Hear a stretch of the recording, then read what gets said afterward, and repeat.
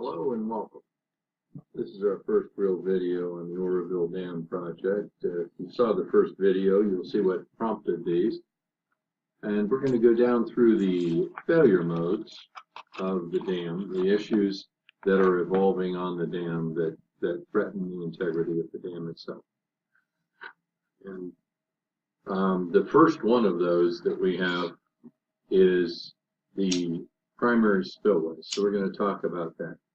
Before I get started on this, another thing that I wanted to bring up here and ask for your help on, people of Northern California in the shadow of this dam have been awesome to me. And I traveled to California and gave a speech at the Church of Glad Tidings discussing the dam. It's a very interesting situation evolved from that. Hardly believable, quite frankly. And that is that we videoed the thing, and also the church videoed the speech that was given in other speeches on the 6th Liberty Tour that Paul Preston put on. That was where I spoke. And Paul's probably a controversial guy. I am not. But it doesn't matter. People have the right to opinions, and many controversial, even sensational opinions turn out to be true in these times. So at the Church of Glad Tidings, a video was done by the church, and that was to be given to us as well. Well, the card that was within my camera self-destructed. Apparently it jumped out of the camera, put tape on itself, snapped itself in half, and then stuck itself back into my camera, which is very odd. I found it very odd. In fact, I found it unbelievable. But that didn't matter because it was also videoed by the church. So as Mr. Preston said to me when I asked him about the video, he said, well, strange things happen around here, but it may have just been that your card got broken and you didn't notice it. We'll know if we don't get the video from the church. I said, indeed, we went about our normal lives, and I came back to Ohio, where I am again now. Well, the church gave Paul the video, but suspiciously, my entire speech was deleted from the video given him. Also, all discussion of the Jefferson movement was deleted from the video given him. And also discussion about the Declaration of Independence, which was the subject of the Liberty Tour. Words escape me. I'm not sure what this church stands for. Certainly, if I were a member of the church, this would disgust me. If there's a Christian organization in Northern California that is offended by our Declaration of Independence and the valid concerns of the citizens of North California, forgive me, that are exemplified by the Jeffersonian movement, which I think is a very valid and very, very well considered movement. And my speech, which had to do with a dam that threatens the lives of 200,000 people. If this is a problem for that church, it's a church that is preaching something that I do not understand. So I ask those of you who have helped me so many times in the past, in so many ways, to get involved, if you will, for me, please, and help me to get that video from the Church of Glad Tidings. And if not, then help me to let people know what kind of a place, venue, church that is, that they would do such a thing. I find it disgusting and unthinkable, honestly. Now, back to reality. I apologize I had to put you through that.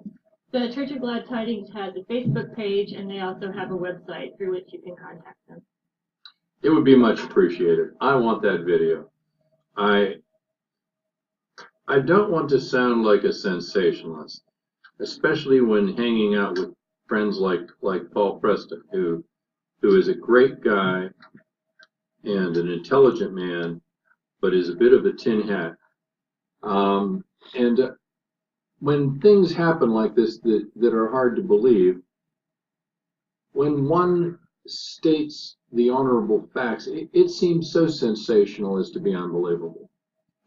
I can tell you I'm an analytical kind of a guy. I just state facts. The probability that these two things happened by accident are nearly nil. They didn't. They didn't. People actually consorted to deny the public access to information that was honest information. It may have been other than what they wished to have disseminated, but I find it unforgivable. But we need to get back to the principal spillway. There are 4 modes that are progressing that are issues that need addressed about the dam, and I had promised you that we would go through those from the most significant to the least significant. The failure modes that I see, and this is subjective, so others may see others or not see some of these as failure modes, and that's fine. We'll certainly engage that in comments and things, and I love those discussions. They don't threaten me. I enjoy those kinds of discussions. The most severe, I believe, is the cutback evolution of the principal spillway. Lisa's here with me. She's my wife, but she coincidentally also was the president of a large company for many, many years doing dam repair projects across the eastern United States. She's a very knowledgeable lady when it comes to issues of dam safety and dams. And that's why she's here. She knows things that I don't know, and I know things that she doesn't know about dams. So she's going to be involved in these as well. The primary spillway, as we know, failed on February the 7th. Now, there's an argument that no, it didn't fail. In fact, a statement was made that things are working exactly as they should. Well, things are not working exactly as they should. None of these things are working exactly as they should. A spillway should never come apart, as the principal spillway did. So we have the principal spillway, which we're going to discuss right now. The emergency spillway, which failed after it was actuated in order to save the principal spillway. The next is a more remote kind of a failure mode, and that is a rotational plunge pull at the base of the embankment of the dam itself. And the 4th is the most remote of the 4, and it is a hydrated slope on the left groin that's had much discussion and many articles written about it lately. I think initiated perhaps by Mr. Preston and my discussion of it on the dam a short while ago. The primary spillway is in a failure mode. The plate slabs are failing, and that is progressing up the dam. Some things have been done which probably will stop the evolution of the failure from the area in the breakover section of the spillway where the pull occurred on the 7th. And that is some 2 series of rock anchors that have been placed there. I assume they've been placed properly. And that area of the spillway is on this weathered rock, which has been called bedrock by others, but which has proved itself to be erosive and not high recovery in its nature. There are 2 areas that had fill beneath them in the plate slabs of the sluiceway, which is the structure itself that goes down the main face of the abutting soils of the dam. Another argument that's taken place is that the spillways are not part of the dam, as if somehow these elements were off there by themselves, and them failing left and right was not a problem at all, because because they're not part of the dam. It's a ridiculous argument. It's an unprofessional argument, and it is inaccurate literally. The spillways are a part of the dam. Even if they're on indigenous soil, they're still a part of the dam. They may not be a part of the embankment, but as the evolution of the failure of the principal spillway shows, the angle of repose, the angle of the rock beneath this erosive material, is canted back in a plane toward the embankment itself. So it does threaten the embankment. The further up it goes, the more it threatens it. It failed in an area where there was up to 6 feet of fill. I believe clay was used for that fill, which probably was inappropriate. But the actual reason for the failure was porting beneath the plate slabs of the principal spillway. So can you explain what porting is and how it evolved, and also explain how, judging from the venting of the drains, where this porting is happening to the best we can know, and kind of an idea for people of what has happened to get us to this point? Sure. Anytime you have a place where concrete, earth, and water come together, the water is always working to get under the concrete and to migrate its way to the lowest point. So what happened at Oroville is not atypical. The water found its way under the spillway somehow, and then when it flowed down, it simply eroded the areas of fill. So the persistent voids that have been mentioned in many inspection reports have been there all along, eroded by that water. Also, the sorry, I have no idea what to give me like 3 things. Well, that's it. There had been a previous repair where it had failed in the same place. Right. And we had been contacted by somebody. We have not documented this, but what they explained to us was that they were involved in that repair, that drains were found to be completely failed within the void, and that they were asked to just fill the hole with grout. The venting of the drains is the next thing, and what that means. If you look back even on YouTube today, 2 years ago when they operated the spillway, you'll note this venting of drains, and what that means is very, very important, I think. There's a 2011 video in particular on YouTube that was taken basically by a tourist that shows the spillway, and the drains are just squirting out like fire hoses. What should be on the other side of those drains is basically earth. The fact that there's not just water coming out, but water under pressure like that tells you that a pressurized situation exists in the area of the drains, which is underneath the slab. And it exists at a high enough pressure to force the water up and through those drains. So that is a very obvious clue and should have been a clue to everyone operating the dam, that there was a serious issue there that it needed explored. This doesn't require an in-detail inspection to see this. When the spillway is flowing, the drains are shooting water, and that's not normal and not okay. They particularly start shooting water at the point that the spillway, which begins rather flat, takes its sharp turn downward. And from that point, the entire length of the spillway before it fell apart, the drains were flowing like mad.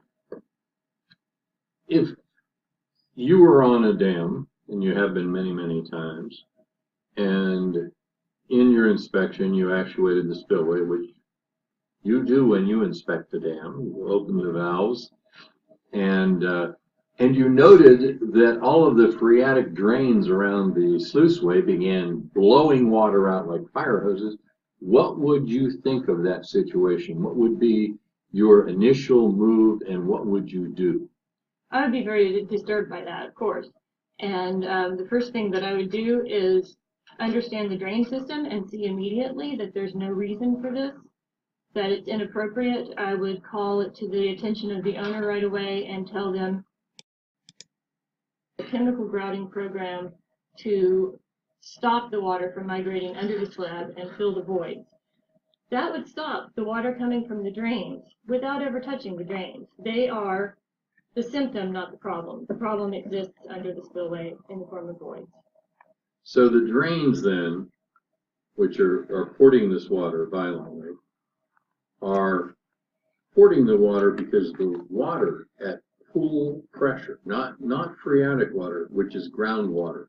This is not water migrating through the soils or evolving through the dam that's being vented into these drains, which is what they're made for. They're made so that when it rains or when the soils are hydrated, that water does not pool beneath these structures, but instead vents into the sluiceway and runs down. And often you'll see these drains with a seeping phreatic water coming out of them. That's what they're made for. But violently porting like that tells us that there's some communication between the pressurized water of the pool and the drains. This never should exist. It never should exist.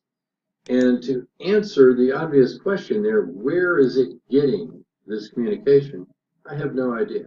Now, the people operating the dam should know that, and they should tell you that. And it's very important to know that and to understand it. I don't understand it because the facts are hidden from us by the very people who are managing the dam. So I can't even, I have some suspicions, but I do not have firm knowledge of where this is happening. Since when you see the evolution of this, and there are calculations that can be done, it'd be an exercise in futility. If you saw a drain running and it was running fairly violently partway down the slope of the sluiceway, you could calculate that by spigot theory, and you could find out what the pressure was at that point. From that point, then you could calculate what's the total dynamic head driving this water. You'd have to do a variable for skin friction depending on grain size and those kind of things. So it's all for naught anyway. But in this situation, it's not even worth doing the calculation. Every single drain was venting violently the whole way down the sluiceway. A long time ago when I saw this, right before the failure, coincidentally, I said, that spillway is going to fail. It's got porting water beneath it. How many times have we seen sluiceways with porting water beneath them? How many? I have literally hundreds of pictures and videos of voids under spillways. And the voids can be huge. They can be deeper than the dam is tall even, because they're developing against earth, or in this case, severely weathered erosive rock. And there's almost no end to how deep the water can dig underneath there. But there comes a time, just as happened with this dam, where there's so little support left under these plate slabs that they simply collapse. They were built to be a spillway, not a bridge. And when there's nothing underneath them anymore, they will collapse.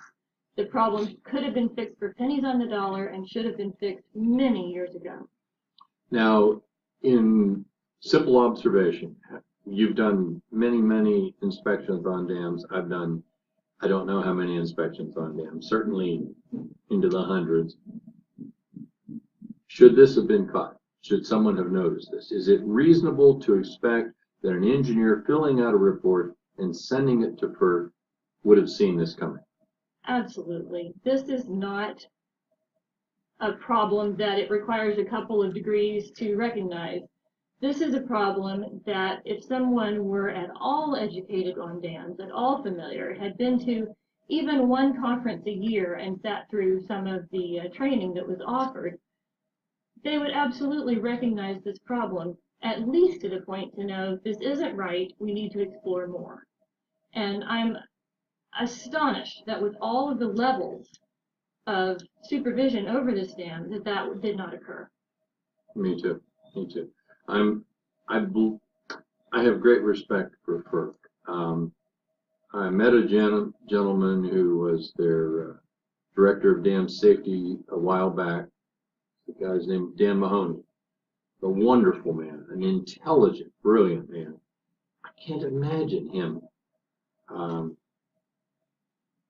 seeing these reports that came through where people are not even inspecting the spillways.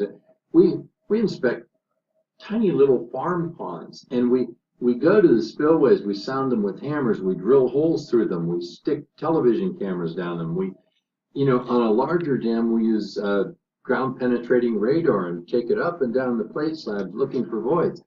You know, we walk around, we cut brush, we look under things, we prod the soils. We listen because you can often hear water falling when you can't see the path water. But this situation that has been allowed to evolve at this dam, and I'm not, you know, I honestly dislike these people, and that's a shame. I should be above that.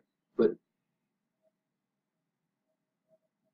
well, you're a straight shooter, and they're not shooting straight. They're not shooting straight, and they're distorting the truth intentionally, and they failed their charge. They've watched a crack evolve in the structure of the gates, this huge structure that holds the 8 gates, 17 feet wide and 36 feet tall, or whatever they are. It doesn't matter how big they are. Huge.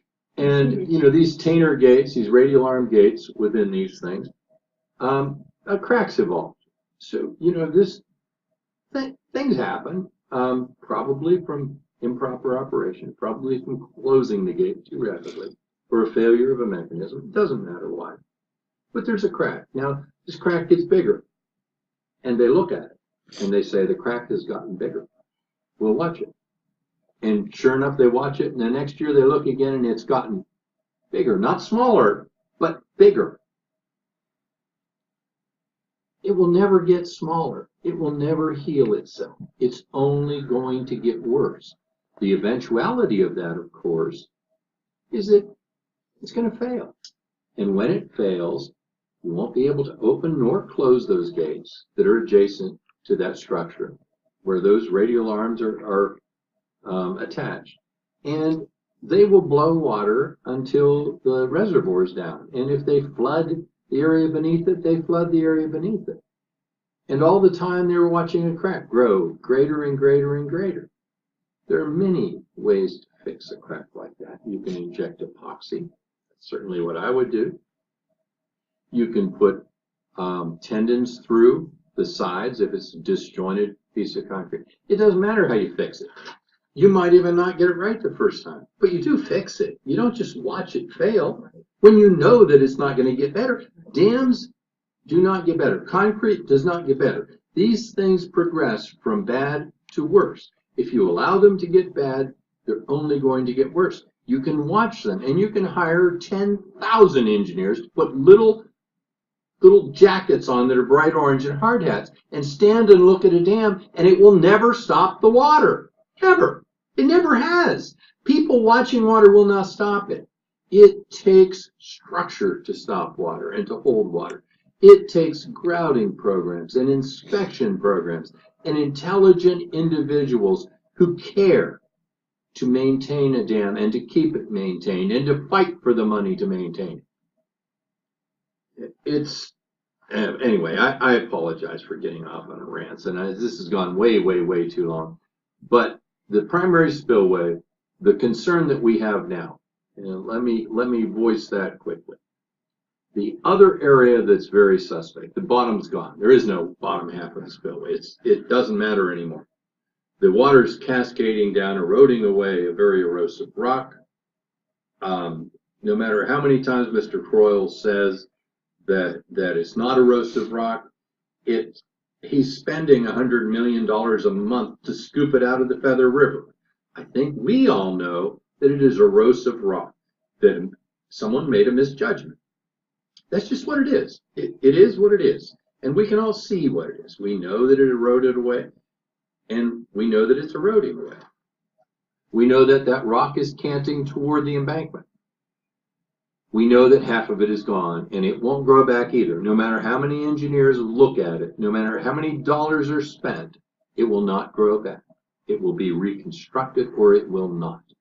The dam will stand, or the dam will fail. But it won't get better. Now we have the top half. At the gate structure itself, what I noted on the plans was, and my plans are pathetic, so you know, I could make a mistake here, so I want to say that, and I want to hear if I have. And I'm sure that the people who want so much to see me make a mistake will be looking at this, so please do tell me, because I do not wish to make a mistake. I see Phil at the head of the plate slabs of the sluiceway that is up to 4 feet deep. I saw fill at the breakover where it failed up to 6 feet deep. Now I'm very concerned of that area at the sill, which is where the gates seat. The gates seat on the sill. When the gates are all closed, the drains are not venting violently. As soon as the gates are opened, all the drains vent violently. And for several minutes after the gates have been closed. Of course, because it's charged with water beneath the slab, right? And the soils adjacent. So since the top ones are venting as well, it tells us that the communication of the water when they open the gates, the pool pressure water under the slabs is up near that top. So now I'm very concerned that the top of the plate slab evolution of the sluiceway will fail. If that fails, then the gate structure itself is in some serious jeopardy.